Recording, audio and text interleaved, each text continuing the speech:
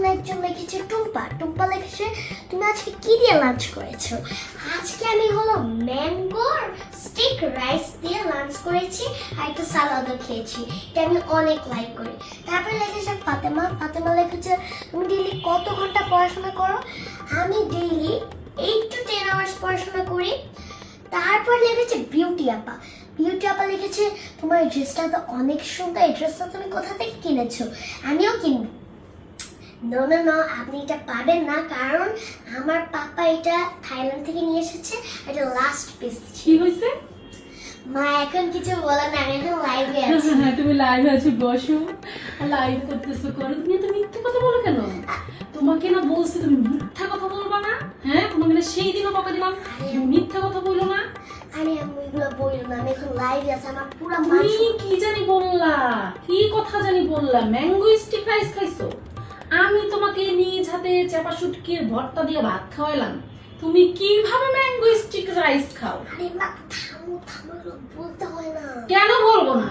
সব সময় আর্টিফিশিয়াল আচরণ। এই যে ক্যামেরাটা অন হয় সাথে সাথে মিথ্যার ভান্ডার জুড়ে খুলে মানুষ বসে। দেখতেছে, মানুষ দেখুক, মানুষ দেখুক।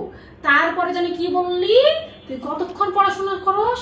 8-10 ঘন্টা পড়াশোনা করস। আরে বাবা, 3 দিন ধরে জুতার বাড়ি ঝাঁটার বাড়ি সবকিছু দিয়েও আমি আধা ঘন্টা সময়ের জন্য পড়তে বসাতে পারলাম না। এইদিকে পড়তে বসায়, ওইদিকে উঠে দৌড়ায়। আরে মা এখন এগুলো বলবো না। তারপরে কি জানি বললি, পাপা, পাপাকে? বাবা মানে বাবা? তা পাপা, বাবাকে বাবা বলবি? বাবাকে আবার এই যে এই ক্যামেরার সামনে এসে আমার পাপা বলার কি আছে? আর এই ড্রেসটা নিয়ে কি বললি? এটা নাকি তোর পাপা থাইল্যান্ড থেকে এনে দিছে? থাইল্যান্ড থেকে এনে দিছে? এই ড্রেস আমি না অর্ডার দিলাম ড্রিম ফ্যাশন মাল্টি ক্রিয়েশনের পেজ থেকে। হ্যাঁ, আমি সব সময় এখান থেকে কিনি, বাংলাদেশের ড্রেস এটা। তুই কেন বললি থাইল্যান্ড? মা এখন এগুলো বললো না, একই রকম, কিন্তু আমার একদম এগুলো বললে আমার সব মান সম্মান। তোর আবার মান সম্মান? যে লাইভে অন করে এই মিথ্যা কথা শুরু করে তার আবার মান সম্মান? হ্যাঁ, আমি সব সময় এই যে ড্রিম ফ্যাশন মাল্টি ক্রিয়েশন থেকে সবাইকে বলি অনলাইন পেজ আছে, এখান থেকে ড্রেস কেনেন, এখানকার ড্রেসগুলো অনেক সুন্দর।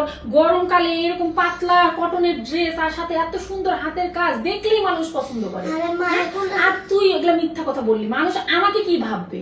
তুই তুই এই লাইভ টাইপ করা লাগবে না, তুই পড়তে বল, যা পড়তে বল। হ্যাঁ, লাইভ অন করলে কোথা থেকে জানি এগুলো চাপা কেন দিচ্ছিস? এরকম করলা? সমস্যা নাই গাইস, আমার একটু সত্যি কথা বলে দেয়। ঠিক আছে, আজকের লাইভটা এতটুকু ছিল, আর এখন আমি পড়তে যাই। আসসালামু আলাইকুম, আল্লাহ হাফেজ।